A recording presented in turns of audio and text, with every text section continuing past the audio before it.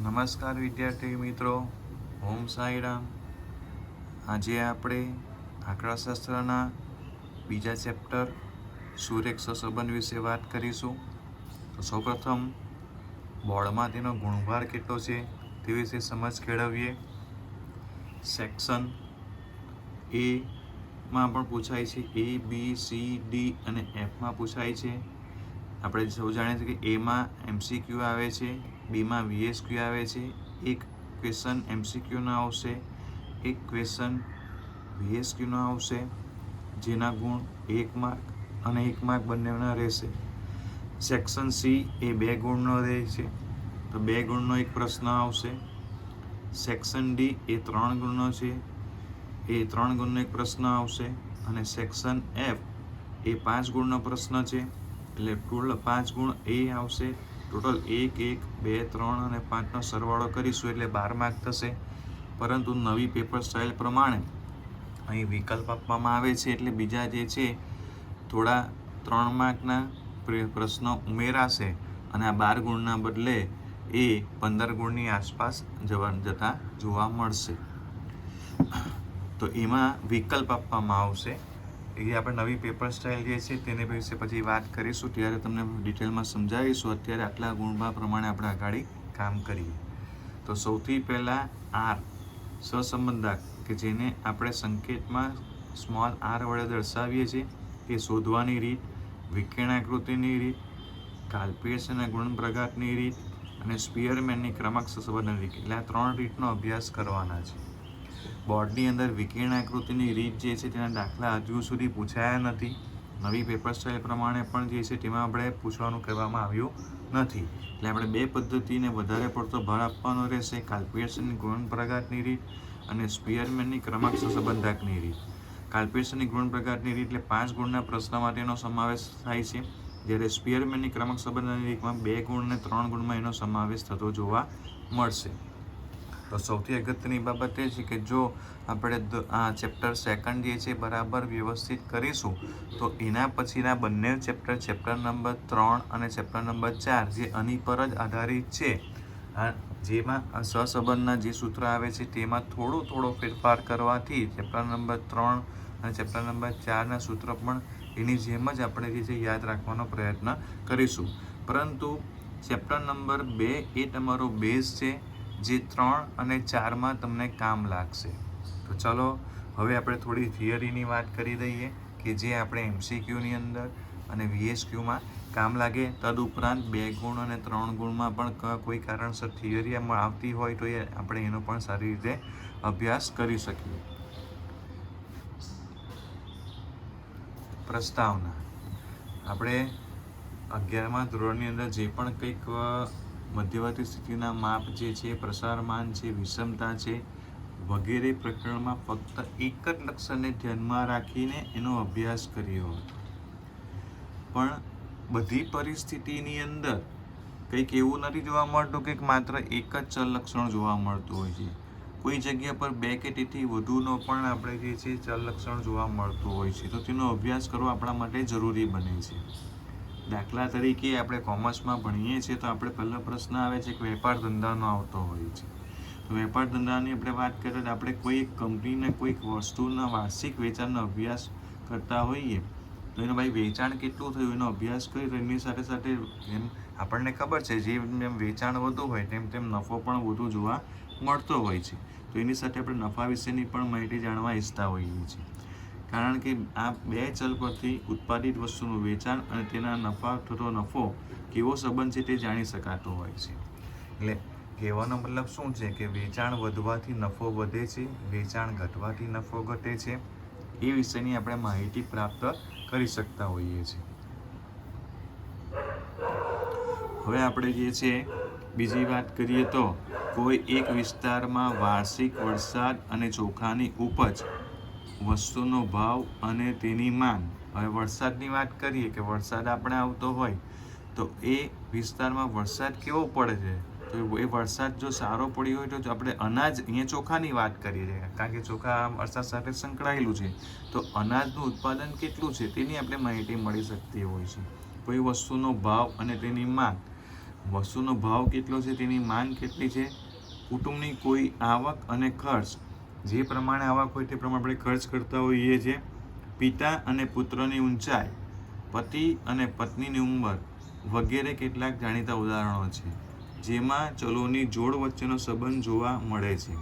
તે જ રીતે ઘણી પરિસ્થિતિઓમાં જોઈ શકાય છે કે બે ચલ વચ્ચે કયો સંબંધ છે તે આપણે બે ચલ વચ્ચેનો અભ્યાસ કરતા હોઈએ તો જ આપણને ખ્યાલ આવતો હોય છે. તો આ પ્રકરણની અંદર પરસ્પર સંબંધિત ચલ વિશેનો આપણે અભ્યાસ કરવાના છે. નોંધ: એક ચલની માહિતી એકઠી કરી મેળવેલા તેના વિતરણને એક ચલીય વિતરણ કહે છે. કોઈ એક જ ચલને ધ્યાનમાં રાખીને, જેમ આપણે ક્યાં 11મા ધોરણમાં જોઈ ગયા છે તેની વાત કરીએ છીએ, કોઈ એક ચલને માહિતીને ધ્યાનમાં રાખીને કામ કરતા હોઈએ અને એનો અભ્યાસ કરતા હોઈએ અને એની પરથી આપણે ગણતરી કરતા હોય એને એક ચલીય માહિતી કહેવામાં આવે. દાખલા તરીકે કોઈ એક વિષયમાં વિદ્યાર્થી મેળવેલા ગુણ તમોએ નામાના મૂળ તત્વમાં, આંકડાશાસ્ત્રમાં, વાણિજ્ય વ્યવસ્થામાં, ત્યારબાદ અર્થશાસ્ત્રમાં, એમ દરેક સબ્જેક્ટમાં તમે ગુણ મેળવ્યા હોય તો એક કરતાં વધારે સબ્જેક્ટને તમે ધ્યાનમાં રાખીને કામ કરતા હોઈએ તો એક ચલીય માહિતી ન કહેવાય, પણ માત્ર કોઈ એક જ વિષયની વાત કરતા હોઈએ. દાખલા તરીકે નામાના મૂળ તત્વ અથવા આંકડાશાસ્ત્ર, તેમાં જે તમે મેળવેલા ગુણ હોય તો તે એક ચલીય માહિતી કહેવામાં આવે. કોઈ કંપનીમાં કામ કરતા વ્યક્તિની માસિક આવક, ફક્ત આવકની જ વાત કરવામાં આવે છે, અહીંયા જે છે તમારે જે છે ખર્ચની વાત કરવામાં નથી આવતી, તો એક ચલીય માહિતી કહેવામાં આવે. સ્ટેટ ટ્રાન્સપોર્ટની બસોના ડ્રાઈવરની ઉંમરનું વિતરણ, ડ્રાઈવરની માત્ર ઉંમરની જ વાત કરવામાં આવે છે, એટલે એક ચલીય માહિતી થઈ. સેકન્ડ પોઈન્ટ, આ એમસીક્યુ અને વીએસક્યુ માટે અગત્યનું છે આ વસ્તુ. કોઈ એક એકમના બે જુદા જુદા લક્ષણોની એક જ સમયે એકઠી કરેલી માહિતીને દ્વિચલ માહિતી કહે છે. એક એકમના બે જુદા જુદા લક્ષણને ધ્યાનમાં રાખવામાં આવે અને એક જ સમયે માહિતી એકત્રિત કરવામાં આવે તો તેને દ્વિચલીય માહિતી તરીકે ઓળખવામાં આવે છે અને તે પરથી મેળવેલા વિતરણને દ્વિચલીય વિતરણ કહે છે. દાખલા તરીકે વસ્તુનો ભાવ અને પુરવઠો ઉપર માત્ર એક જ વાત કરી ગયા હતા, કોઈ એક જ લક્ષણ ધ્યાનમાં રાખીએ તો અહીંયા બે લક્ષણ ધ્યાનમાં રાખીએ છીએ. વસ્તુનો ભાવ એ પ્રથમ લક્ષણ થયું, એનો પુરવઠો એ બીજું લક્ષણ થયું.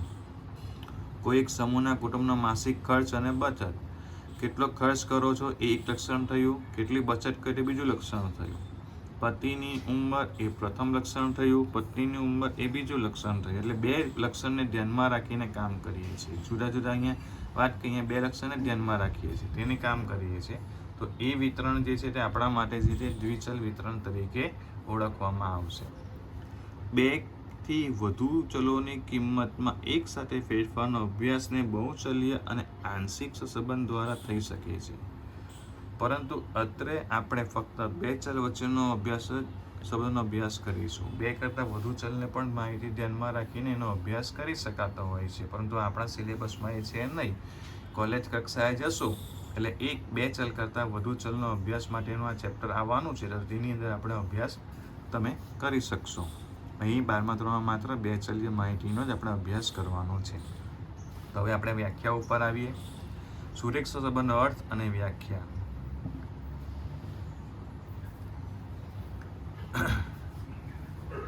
સૌ પ્રથમ આપણે સહસંબંધનો અર્થ સમજીએ. હવે આપણે જાણીએ છીએ કે ઘણી પરિસ્થિતિઓમાં બે ચલની કિંમતોમાં એક સાથે ફેરફાર જોવા મળે છે. બે ચલની કિંમતમાં એક સાથે થતા ફેરફાર મુખ્યત્વે બે પ્રકારના હોય છે. બે ચલમાં એક સાથે ફેરફાર ક્યારે બને? આ બે પોઈન્ટ છે. પહેલો પોઈન્ટ છે બે ચલ વચ્ચે કાર્યકારણનો સંબંધ હોય. બીજું, કોઈ એ અન્ય કારણથી અસરને લીધે બંને ચલની કિંમતમાં થતો ફેરફાર થતો હોય છે. તો અહીં આપણે જોઈ શકીએ છીએ કે કોઈ વિસ્તારમાં વાર્ષિક વરસાદ અને ચોખાના ઉપજના ઉદાહરણમાં મોટા ભાગે વરસાદ વધે તો ચોખાની ઉપજ પણ વધે છે. વરસાદ વધુ થાય, ચોખા વધુ ઉપજ થાય. વરસાદ ઘટે તો ચોખાની ઉપજ ઘટે છે. અહીં વરસાદ એ કારણ બન્યું. કાર્યકારણનો સંબંધ જે છે તેની આપણે વાત કરીએ છીએ. વરસાદ એ કારણ બને છે, કાર્ય કારણ, બરાબર છે. વરસાદ કારણ છે, જ્યારે ચોખાની ઉપજ એ કાર્ય છે. એટલે બે વચ્ચે કાર્યકરણનો સંબંધ થયો વરસાદ અને અનાજની ઉત્પાદન વચ્ચે કે ચોખાના ઉત્પાદન વચ્ચે કાર્ય કોણ કરે છે? કારણ બન્યું છે કોણ? વરસાદ. અને કાર્ય શું થઈ ગયું કે ઉપજ. વધુ વરસાદના કારણે ચોખાનું ઉપજ વધુ થઈ, એ કાર્ય કર્યું એણે. ઓછા વરસાદને કારણે ચોખાની ઉપજ ઓછી થઈ, એ કાર્ય થયું. ઓછો વરસાદ કારણ થયું, ઉપજ ચોખાની ઉપજ એ કાર્ય થયું. તેવી જ રીતે કોઈ વ્યક્તિની આવક લગભગ સમાન રહેતી હોય ત્યારે તેનો ખર્ચ વધે તો તેની બચત ઘટે, અને ખર્ચ ઘટે તો એની બચત વધે. અહીં ખર્ચ કારણ બની જશે, જ્યારે બચત એ કાર્ય બનશે. એટલે અહીં આપણે તમે MCQમાં અથવા તો VSQની અંદર ઘણી વખત અથવા તો 2 ગુણના પ્રશ્નમાં તમને આપશે, 2 ચલ લક્ષણ તમને આપશે, તેમાં તમને કહેશે કે કયું કાર્ય છે અને કયું કારણ છે તે જણાવો, એમ કહેવામાં આવશે. તો અહીં આપણે 2 ઉદાહરણ જોયા. વરસાદ એક કારણ બન્યું, જ્યારે અનાજનું ઉત્પાદન એટલે કે ચોખાનું ઉત્પાદન એ કાર્ય બન્યું. ખર્ચ એ કારણ બને છે અને બચત એ કાર્ય બને છે.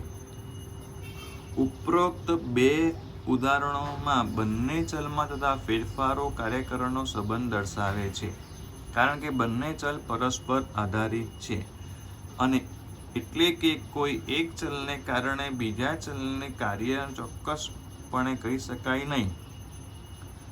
સામાન્ય રીતે આર્થિક ચલોના કિસ્સામાં આવું બનતું નથી. માંગ અને પુરવઠો. માંગ વધે તો પુરવઠો વધવાની જરૂર પડે છે, જે હંમેશા તાત્કાલિક શક્ય હોતું નથી. જ્યારે પુરવઠો વધે ત્યારે ભાવ ઘટવા તરફ જાય છે અને તેને લીધે માંગ વધે છે. આમ માંગ અને પુરવઠો પરસ્પર આધારિત છે. તેવી જ રીતે પતિની ઉંમર અને પત્નીની ઉંમર આવા પ્રકારના પરિસ્થિતિનું ઉદાહરણ છે. આ આખા પેરેગ્રાફની અંદર પહેલે આપણે કાર્યકરણના સંબંધની વાત કરી, બીજું કોઈ અન્ય કારણની અસરને લીધે બંને ચલની કિંમતમાં ફેરફાર થતો હોય તેની વાત કરી, કે જેની અંદર માંગ અને પુરવઠોની આપણે વાત કરી, અને માંગ અને પુરવઠો સાથે ભાવવાદી પણ વાત કરી. આપણે પતિ પત્નીની ઉંમર પણ જે છે તેની પણ આપણે વાત કરી. અહીં માંગ પુરવઠા પર આધારિત આપણે વસ્તુઓની આપણે વાત કરીએ છીએ. હવે વાત કરીએ રેનકોટનું વેચાણ અને વરસાદ માટેના પગરખાંના વેચાણના ઉદાહરણમાં બંને ચલની કિંમતો ચોમાસામાં વધે છે. રેનકોટનું વેચાણ કરો અને વરસાદ વખતે એ પગરખાંનું આપણે વાત કરો તો એમાં બંનેમાં ચોમાસું આવતું હોય ત્યારે રેનકોટનું વેચાણ પણ વધે, અને વરસાદ માટેના જે શૂઝ આવતા હોય છે, જે પગરખાં આવતા હોય છે, તેના વેચાણમાં વધારો થતો જોવા મળે છે. અહીં બંને ચલ વચ્ચે પ્રત્યક્ષ કાર્યકરણનો સંબંધ નથી. આ બંને વચ્ચે કોઈ સંબંધ નથી, પરંતુ કોના કારણે? રેનકોટના વેચાણ અને વરસાદ માટેના પગરખાં વેચાણમાં થતો ફેરફાર ત્રીજા ચલને આભારી છે. અહીંયા ત્રીજો ચલની આપણે વાત કરી, જે આપણે વાત કરીએ કોઈ અન્ય કારણની અસરને લીધે બંને ચલની કિંમતમાં ફેરફાર થાય, તો અહીંયા ત્રીજો ચલ વરસાદ જે છે એ વરસાદને આભારી. વરસાદને કારણે આ 2 ચલ રેનકોટનું વેચાણ અને પગરખાંના વેચાણમાં વધારો થાય છે. આ પરોક્ષ કાર્યકરણનો સંબંધનું ઉદાહરણ છે. પૂછી શકાય કે ભાઈ પરોક્ષ કાર્યકરણના સંબંધનું ઉદાહરણ જણાવો, તો તમે આ પેરેગ્રાફમાંથી તમને એનો આન્સર મળી શકે છે. આગળ જઈએ.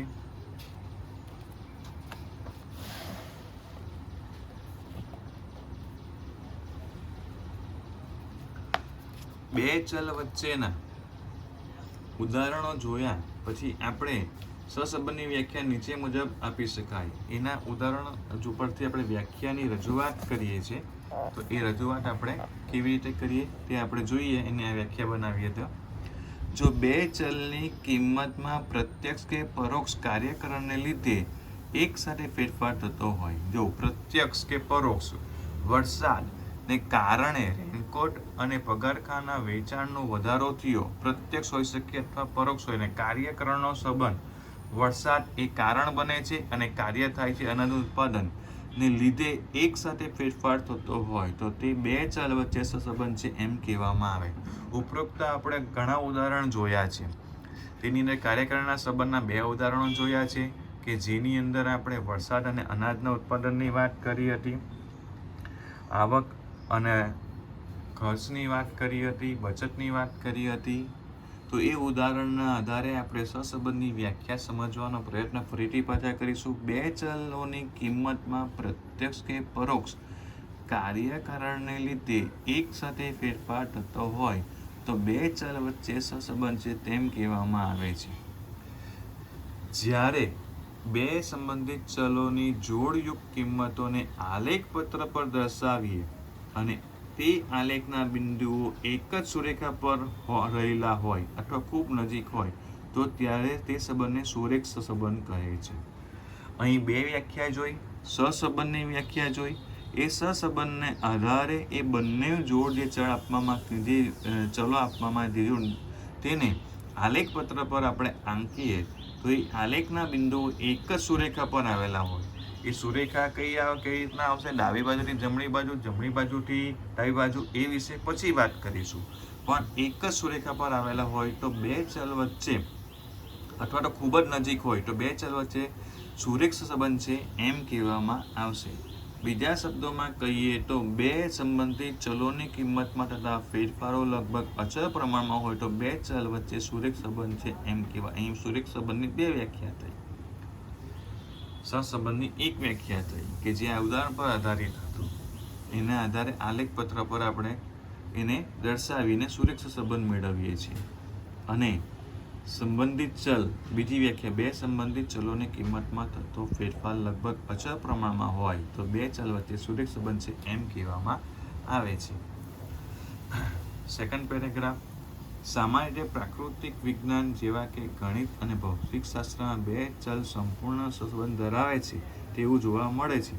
એટલે કે એક ચલમાં ફેરફાર થવાથી બીજા ચલમાં અચળ પ્રમાણમાં ફેરફાર થાય છે. અહીં આપણને ઉદાહરણ આપવામાં આવે છે. દાખલા તરીકે વર્તુળની ત્રિજ્યા અને પરિઘ. આપણે જાણીએ છીએ કે કોઈ વર્તુળની ત્રિજ્યા r એકમ હોય તો તેનો પરિઘ 2πr થાય છે. આમ ત્રિજ્યાના માપને 2π વડે ગુણવાથી વર્તુળના પરિઘનું માપ મળે છે. તેથી કહી શકાય છે કે ત્રિજ્યામાં ફેરફાર થવાથી વર્તુળના પરિઘના માપમાં અચળ પ્રમાણમાં ફેરફાર થાય છે. કોષ્ટક આપ્યું છે એ જોઈ લઈએ. ત્રિજ્યાને આપણે r વડે દર્શાવીએ છીએ, પરિઘને 2πr વડે દર્શાવીએ છીએ. 2 ગુણ્યા 2 એટલે 4π થયું, 3 ગુણ્યા 2 એટલે 6π થયું, 5 ગુણ્યા 2 એટલે 10π થયું, 10 ગુણ્યા 2 એટલે 20π થયું. બીજું આપણે ઉદાહરણ જોઈએ. અચળ ગતિએ કોઈ પદાર્થને અંતર કાપતા લાગતો સમય અને પદાર્થે કાપેલું અંતર. જો કોઈ પદાર્થ કલાકના 50 કિમીની ઝડપે ગતિ કરતો હોય તો તેને લાગતા સમયના ચોક્કસ અચળ પ્રમાણમાં જ તે પદાર્થ અંતર કાપે. પદાર્થે અંતર કાપતા લાગતો સમય 2 કલાકની વાત કરીએ તો એ કોઈ 100 કિલોમીટર 2 કલાકમાં લાગે સમય તે 100 કિલોમીટર કાપે. 3 કલાકમાં 150, 6 કલાકમાં જો ડબલ થતું જાય છે, 6 કલાકની અંદર 300, દર કલાકે 50 કિલોમીટર જે છે એ ગતિ કરતો જોવા મળે છે. અને 10 કલાકે 500.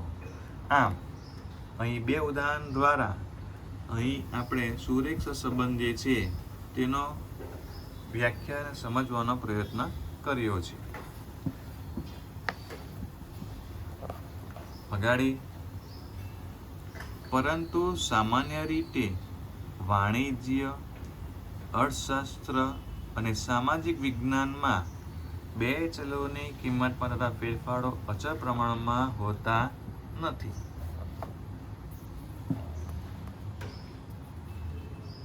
દાખલા તરીકે જો સતત 2 વર્ષ માટે આગળના વર્ષની સરખામણીએ ચાલુ વર્ષે વરસાદ 10% વધારો થયો હોય તે જરૂરી નથી કે પાક પણ બંને વર્ષે સરખા પ્રમાણમાં વધે. આમ થવાનું કારણ એ છે કે બંને ચલો વરસાદ અને પાક પર બીજા ઘણા પરિબળો અસર કરતા હોય છે. તેથી બંને ચલોમાં થતા ફેરફારો અનિશ્ચિતતાનું પ્રમાણ રહેલું હોય છે. તેથી બે સંબંધિત ચલોની જોડને અનુરૂપ બિંદુઓ એક જ સુરેખા પર નહીં પરંતુ સુરેખાની આસપાસ હોઈ શકે છે. અહીં ધારણા એવી કરી હતી ઉપર આપણે જે જોઈ ગયા હતી કે ભાઈ આપણે આલેખ પત્ર જ્યારે એને પર બિંદુ આલેખીએ ત્યારે એ એક જ સુરેખા પર આવેલા હોવા જોઈએ અથવા એની આસપાસ આવેલા હોવા જોઈએ તો તેને સુરેખ સંબંધ કહે છે. પરંતુ અહીં આપણે જોઈ ગયા કે ભૌતિકશાસ્ત્ર અને ગણિતની અંદર એ શક્ય બને છે, પરંતુ આપણે જો એમાં વાણિજ્યનો ઉપયોગ કરીએ, અર્થશાસ્ત્રનો ઉપયોગ કરીએ અને સામાજિક વિજ્ઞાનનો ઉપયોગ કરીએ તો તેમાં આ વસ્તુ શક્ય નથી. કારણ કે એમાં આપણે જોયું કે ભાઈ વરસાદ, તો દર વર્ષે વરસાદના માટે વાતાવરણ અનુકૂળ જોવા મળતું નથી, કે એક સરખો વરસાદ પડે કે ઘટે જ કે વધે એવું જોવા મળતું નથી. અને વરસાદ પર આધારિત જે છે અનાજનું ઉત્પાદન, એ અનાજના ઉત્પાદન પણ વરસાદ સારો હોય તો હંમેશા અનાજનું ઉત્પાદન સારું જ થાય એવું પણ કંઈ જરૂરી નથી. એની પર ઘણા બધા પરિબળો અસર કરે છે. માટે અહીંયા કહેવામાં આવે છે કે બંને ચલમાં થતા ફેરફારો અનિશ્ચિતતાનું તત્વ રહેલું છે. તેથી બે સંબંધિત ચલોની જોડને અનુરૂપ બિંદુઓ એક જ સુરેખા પર નહીં પણ સુરેખાની આસપાસ હોઈ શકે છે. માટે અહીંયા આપણે એના સુરેખ સહસંબંધની વાત કરી, સુરેખ સહસંબંધની વાત કરીએ તો સુરેખ સહસંબંધની વાત કર્યા પછી એની પરથી આપણે તારી શકીએ છીએ કે ભાઈ કે એક જ સુરેખા પર જે છે બધા જ બિંદુઓ આલેખી શકાતા નથી, પરંતુ તેની આસપાસ આવી શકે છે. એટલે આવી રીતના એની આસપાસ આવવાના પરિણામે સુરેખ સહસંબંધના પ્રકારનો અસ્તિત્વમાં આવે છે. તો હવે આપણે પ્રકારની વાત કરીશું કે એના કેટલા પ્રકાર આવે છે તેની વાત કરીએ.